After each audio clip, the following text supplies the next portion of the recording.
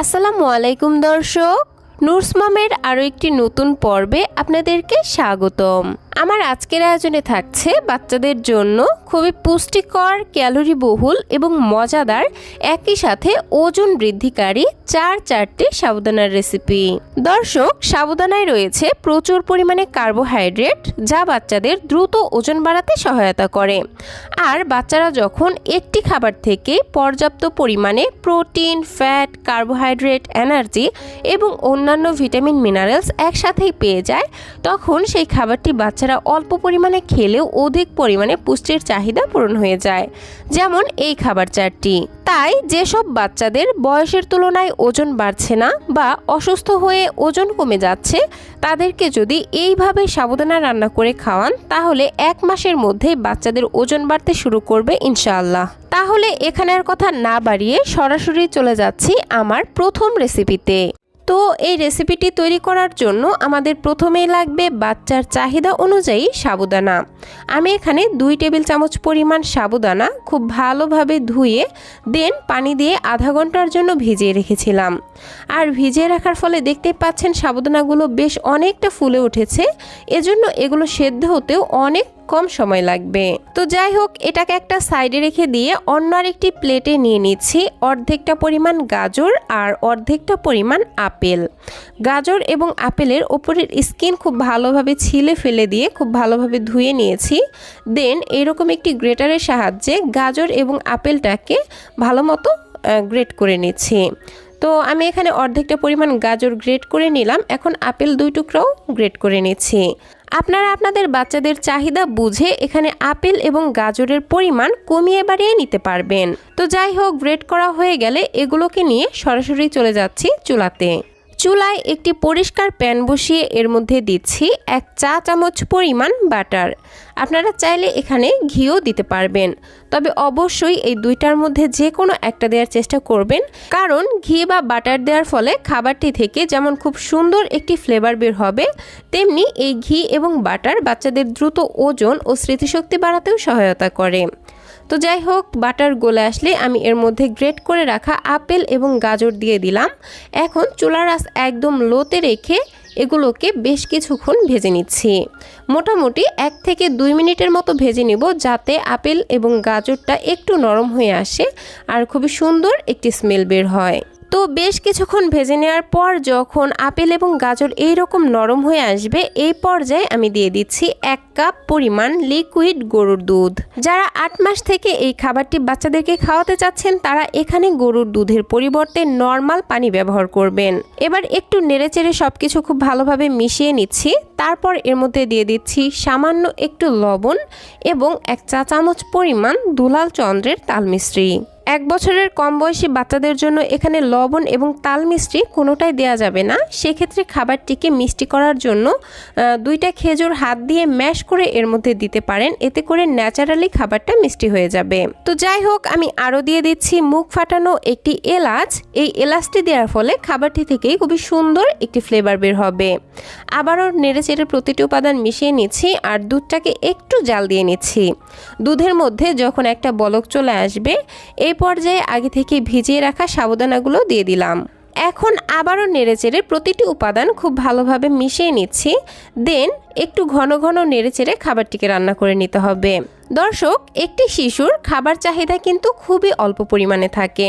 তারা বড়দের মতো বাটি ভরে খাবার খেতে পারে না, কিন্তু একটি শিশুর পুষ্টির চাহিদা একজন অ্যাডাল্টের পুষ্টির চাহিদার থেকে অনেকটা বেশি থাকে, কারণ তাদের বাড়ন্ত বয়স। তাই পুষ্টিবিদেরা বাচ্চাদের খাবার সব সময় এমনভাবে তৈরি করতে বলে থাকেন যেন বাচ্চা একটি খাবার থেকেই অনেকটি খাবারের পুষ্টি উপাদান একসঙ্গে পেয়ে যায়।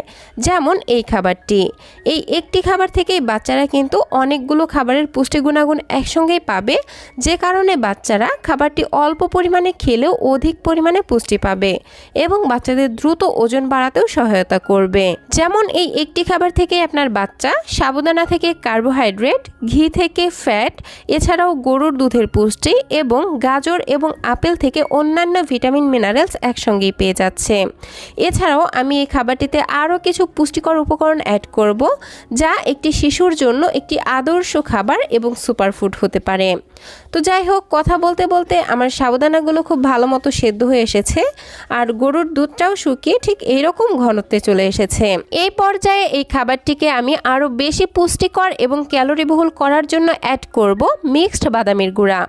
এজন্য আমি এখানে 2 থেকে 3 ধরনের বাদাম গুঁড়া করে রেখেছি। সেখান থেকে উঁচু করে 1 চা চামচ পরিমাণ বাদামের গুঁড়া এই সাবুদানার মধ্যে দিয়ে দিচ্ছি। দেন খুব ভালোভাবে মিশিয়ে নিলেই কিন্তু খাবারটি বাচ্চাকে খাওয়ানোর জন্য একদমই রেডি। আমি খাবারটিকে ঠিক এইরকম একটু পাতলা অবস্থায় রাখছি, কারণ এটা ঠান্ডা হবার পর আরও কিছুটা ঘন হয়ে যাবে। তবে আপনারা বাচ্চাদেরকে যে যেমন লিকুইড খাবার খাওয়ান, খাবারটিকে ঠিক সেরকম লিকুইড বা ঘন করে চুলা থেকে নামিয়ে নেবেন। আর এই তো তৈরি হয়ে গেল বাচ্চাদের জন্য ভীষণই ক্যালোরিবহুল, পুষ্টিকর এবং ওজন বৃদ্ধিকারী একটি সাবুদানার রেসিপি। এই খাবারটি যদি বাচ্চারা খায়, বাচ্চাদের দ্রুত ওজন বাড়াবে, স্মৃতিশক্তি বাড়াবে, উচ্চতা বাড়াবে এবং রোগ প্রতিরোধ ক্ষমতা বাড়াতে সহায়তা করবে। পাশাপাশি বাচ্চাদের কোষ্ঠকাঠিন্যও দূর করতে জাদুর মতো কাজ করবে। তো যাই হোক, এবার চলে যাচ্ছি আমার দ্বিতীয় রেসিপিতে। এজন্য প্রথমে চুলায় একটি পরিষ্কার প্যান বসিয়ে এর মধ্যে দিয়ে দিচ্ছি আগে থেকে ভিজিয়ে রাখা সাবুদানা।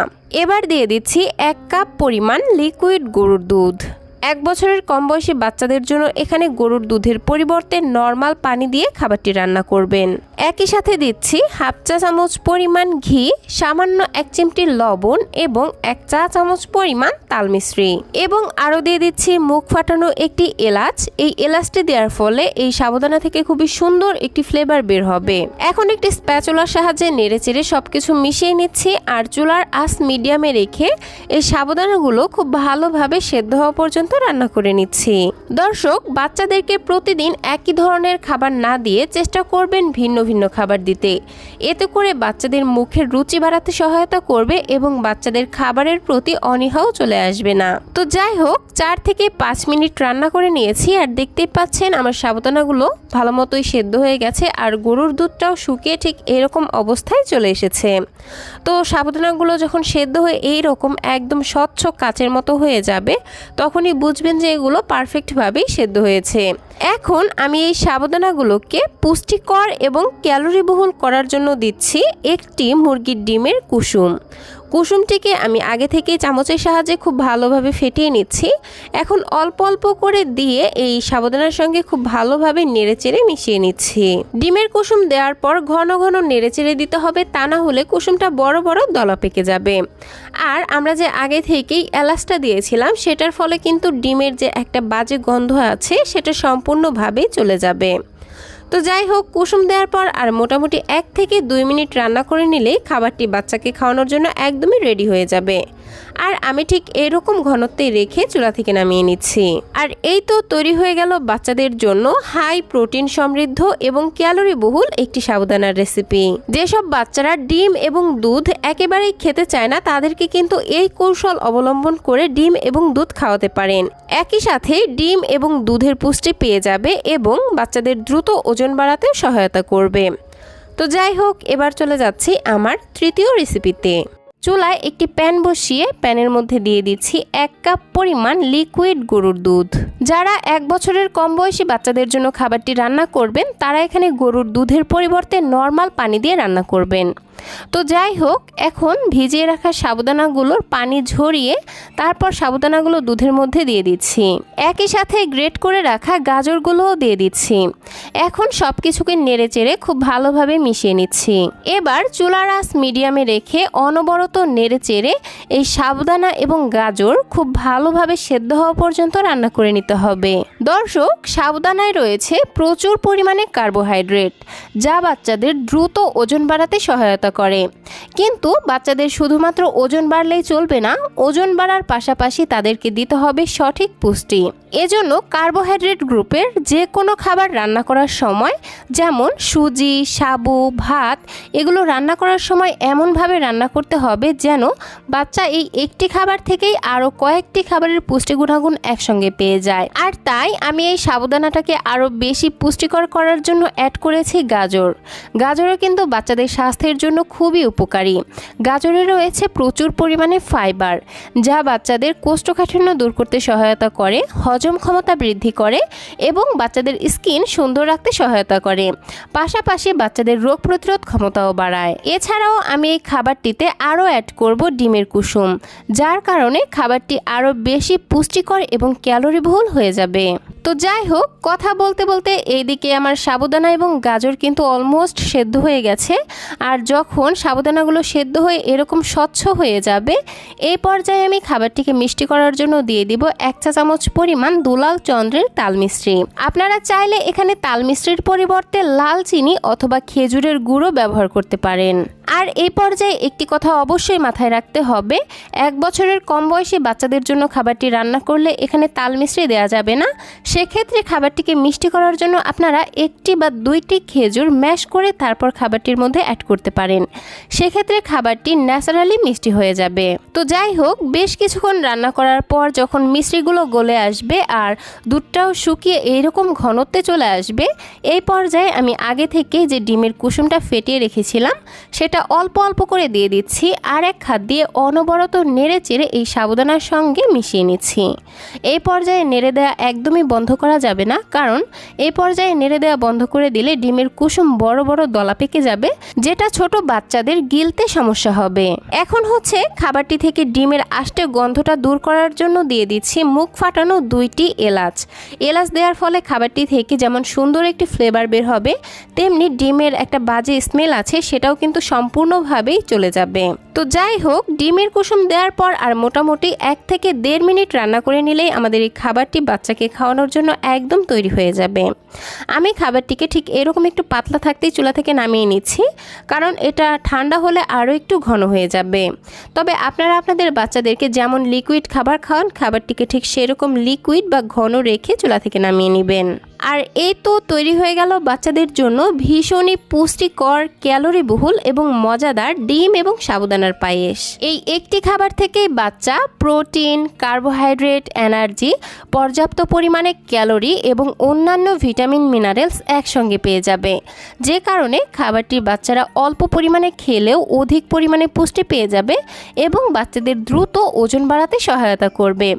তো যাই হোক, এবার চলে যাচ্ছি আমার সর্বশেষ রেসিপি অর্থাৎ চতুর্থ রেসিপিতে। তো এজন্য প্রথমেই চলে আসলাম চুলায় একটি পরিষ্কার প্যান বসিয়ে এর মধ্যে দিয়ে দিচ্ছি আগে থেকেই ভিজিয়ে রাখা সাবুদানা। এখানে আমি 2 টেবিল চামচ পরিমাণ সাবুদানা খুব ভালোভাবে ধুয়ে তারপর আধা ঘন্টার জন্য পানি দিয়ে ভিজিয়ে রেখেছিলাম। খাবারটি তৈরি করতে আমার আরও লাগছে এইটুকু পরিমাণে মিষ্টি আলু। মিষ্টি আলুটাকে আমি একটি ভেজিটেবল গ্রেটারের সাহায্যে খুব ভালোভাবে গ্রেট করে নিয়েছি। আপনাদের হাতের কাছে যদি মিষ্টি আলুটা না থাকে, সেক্ষেত্রে আপনারা মিষ্টি আলুর পরিবর্তে গাজর ব্যবহার করতে পারেন। এখন এই খাবারটিকে রান্না করার জন্য দিয়ে দিচ্ছি 1 কাপ পরিমাণ লিকুইড গরুর দুধ। যারা 1 বছরের কম বয়সী বাচ্চাদের জন্য খাবারটি রান্না করবেন, তারা এখানে গরুর দুধের পরিবর্তে নর্মাল খাবার পানি দিয়ে রান্না করবেন। তো যাই হোক, এখন স্বাদের জন্য সামান্য 1 চিমটি লবণ এবং 1 চা চামচ পরিমাণ তাল মিশ্রি দিয়ে দিচ্ছি। আপনারা চাইলে এখানে তাল মিশ্রির পরিবর্তে লাল চিনি অথবা খেজুরের গুড় দিয়েও খাবারটি রান্না করতে পারেন। এখন নেড়েচেড়ে প্রতিটি উপাদান খুব ভালোভাবে মিশিয়ে নিচ্ছি।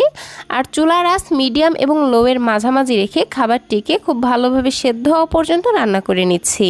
দর্শক, সাবুদানায় রয়েছে প্রচুর পরিমাণে কার্বোহাইড্রেট, যা বাচ্চাদের দ্রুত ওজন বাড়াতে সহায়তা করে। কিন্তু বাচ্চাদের শুধুমাত্র ওজন বাড়লেই চলবে না, ওজন বাড়ার পাশাপাশি তাদেরকে দিতে হবে সঠিক পরিমাণে পুষ্টি। সাবুদানায় যেহেতু কার্বোহাইড্রেট ছাড়া অন্য তেমন কোনো পুষ্টি উপাদান নেই, তাই আমি এই সাবুদানাটাকে আরও বেশি পুষ্টিকর করার জন্য এখানে ব্যবহার করেছি মিষ্টি আলু। মিষ্টি আলু কিন্তু বাচ্চাদের জন্য সুপার ফুড, কারণ এই মিষ্টি আলুর মধ্যে এমন সব পুষ্টিকর উপাদান রয়েছে যা বাচ্চাদের দ্রুত ওজন বাড়াতে এবং শারীরিক এবং মানসিক বিকাশ বৃদ্ধির জন্য খুবই গুরুত্বপূর্ণ ভূমিকা পালন করে। তো যাই হোক, কথা বলতে বলতে দেখতেই পাচ্ছেন এদিকে আমার সাবুদানা এবং মিষ্টি আলু খুব ভালোভাবে সেদ্ধ হয়ে গেছে। আর আমি এই পর্যায়ে খাবারটির মধ্যে আরও কিছু পুষ্টিকর উপকরণ যুক্ত করব, সেজন্য আমার খাবারটিকে আরও একটু ঘন করতে হবে।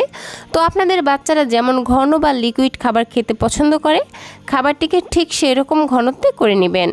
তো এখন হচ্ছে আমি এই খাবারটিকে আরও বেশি পুষ্টিকর, ক্যালোরি বহুল অথবা মজাদার করার জন্য এখানে নিয়ে নিচ্ছি একটি পাকা দেখে কলা। কলাটিকে অবশ্যই খুব ভালো পাকা দেখে নেবেন, এতে করে খাবারটি যেমন মিষ্টি হবে তেমনি বাচ্চাদের খেতেও ভালো লাগবে।